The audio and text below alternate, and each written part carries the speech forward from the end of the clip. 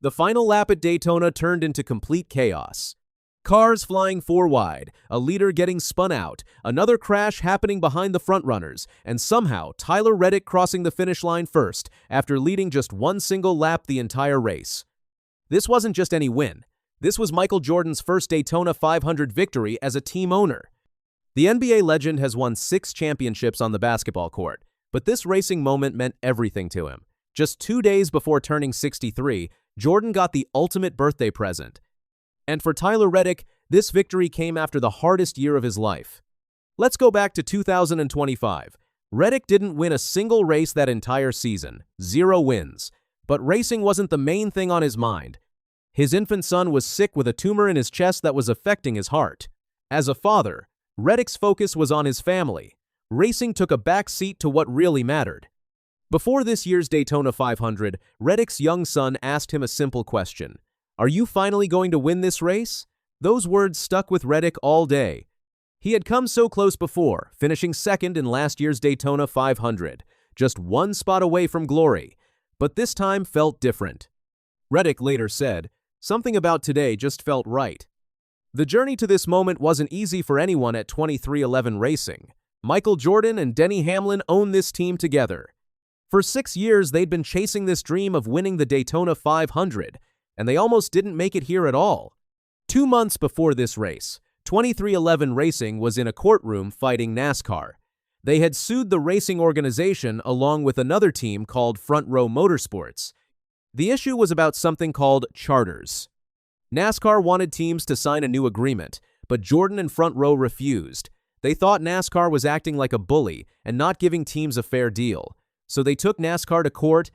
For 15 months, this battle went on. During that time, 23XI Racing had to compete as an open team without their charter. It was uncertain. It was stressful. But 9 days into the trial, both sides finally reached a settlement. The teams got what they wanted most. Charters would now be permanent instead of temporary. Teams would get money from NASCAR's international TV deals, and everyone could focus on racing again. After the settlement, Michael Jordan spoke about what happened. "Unfortunately, it took 16 months to get here, but I think level heads have gotten us to this point where we can actually work together and grow this sport." I am very proud about that. He emphasized that communication was key. Both sides had been stuck, but now they could talk openly about growing NASCAR together while remembering that fans make the sport special. On race day, Jordan was feeling hopeful but realistic. He told reporters before the race started, "We got a couple of young kids that are learning. We've got a couple of veterans that are going to be up front. I think we've got a good team, good leaders, and hopefully one of the 4 wins." 23XI Racing had 4 cars in the race. Jordan would have been happy with any of them winning. But he also knew Daytona is unpredictable. "You just need to avoid the big one," he said, referring to the massive crashes that often happen at this track. The race started with Kyle Busch on the pole position. Busch tried hard to stay in front, blocking other cars from passing him. But then the first crash happened early on. A driver named BJ McLeod had something break on his car. He spun out and collected several other cars, including William Byron, who was trying to win his 3rd Daytona 500 in a row. Byron's day ended before it really began. A young driver named Zane Smith won Stage 1 by saving enough fuel to make it without stopping. Stage 2 got messier. A rookie named Connor Zilisch was running near the front when his car got loose. He made contact with his teammate Ross Chastain, which led to a crash that damaged several cars. Then on lap 124, the really big crash happened. Justin Allgaier was leading when Denny Hamlin tried to pass him on the outside. Allgaier moved up, not knowing Hamlin was there.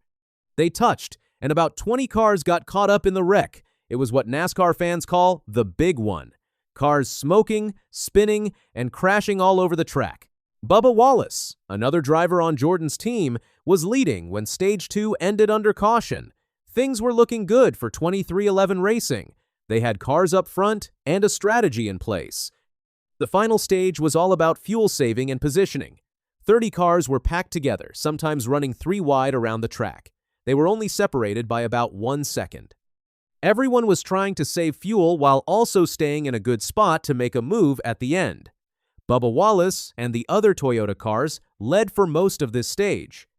With just 19 laps to go, Wallace and others pitted for fuel. It was a calculated risk. Take fresh fuel and lose track position, or stay out and hope you have enough gas to make it. Michael McDowell decided to stay out and gamble on his fuel lasting. It was aggressive and risky. Then, with 4 laps remaining, another crash happened on the front stretch. Denny Hamlin, Corey Heim, and Christopher Bell collided. When they lined back up for the restart, McDowell was still leading because he hadn't pitted. Tyler Reddick was second. Carson Hocevar was third. This was it. 4 laps to decide who would win the Daytona 500.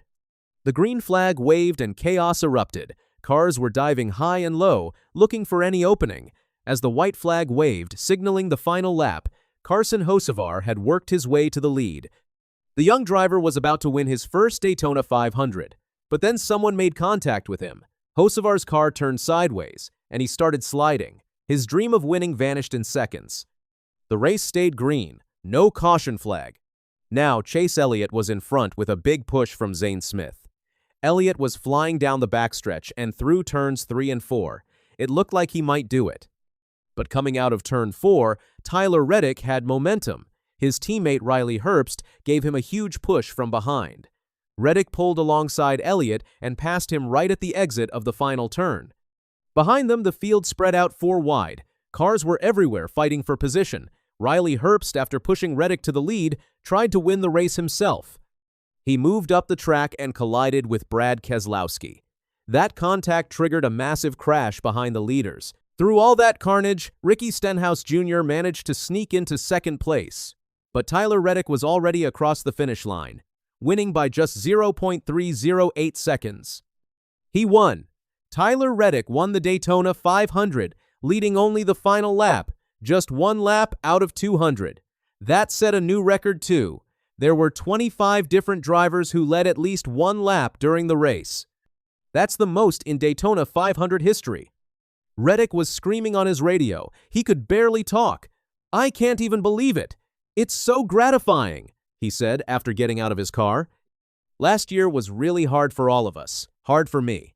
When you're a Cup driver and you get to this level and drive for Michael Jordan, it's expected you win every single year. For us to go on that drought we did made us look hard in the mirror. This victory meant more than just a trophy. It showed that Tyler Reddick could overcome personal struggles and a winless season. It proved that 2311 Racing made the right choice fighting NASCAR in court.